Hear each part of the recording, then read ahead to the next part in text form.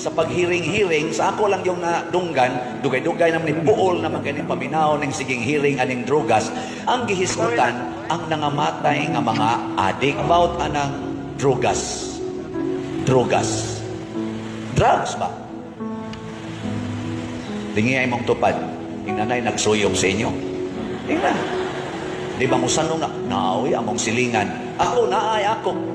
Akong kaliwat. Akong mga pagumangkon uban. Sa pag-agawan na nagsuyog. Sigag mata. Nangalusno ang pamilya. Nangawagtang ang ilang panginabawian. Mangawat pagani. Mangilad nako magsigig pangilad. Sige lang sa kughatag. Mga adik ni. Mga manuyupay ni. Di na to i-deny nga ang drogas miguba sa kinabuhi, sa daghang mga batanon, hasta mga tiguang na nga adik.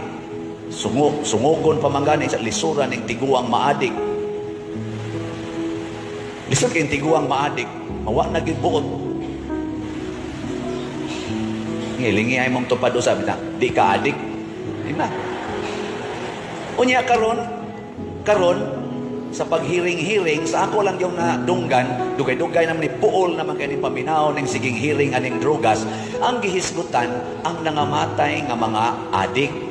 Di man sa tagusto anak nga mga matay na sila, mga adik, mga poser, mga drug lords kuno, nangamatay. Yes, tinuod na, nganong wa man hisguti ang dako kayong impact sa drogas nga nakaguba sa daghang mga inosenteng kinabuhi, nakapatay sa daghang mga inosenteng kinabuhi, ug hangtod karon na nagsiga ang mata, nagkagot ang ipon sa daghan kaayong mga batanon tungod anang drogas.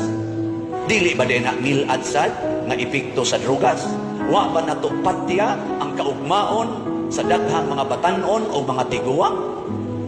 Labi na mga Filipinos, hisgutan nato ang duha. Unsa may hinungdan sa atong kahakog.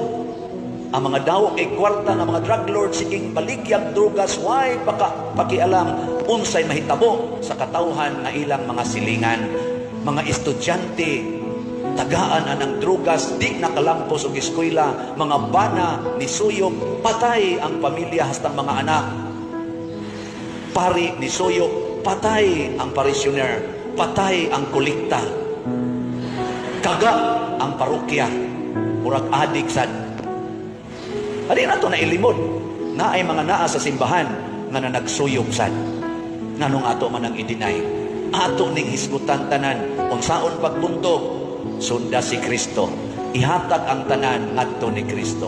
Unsaon man paghatag, sundo nato ang moral standard nagipatuman sa simbahan, likay ginang sala.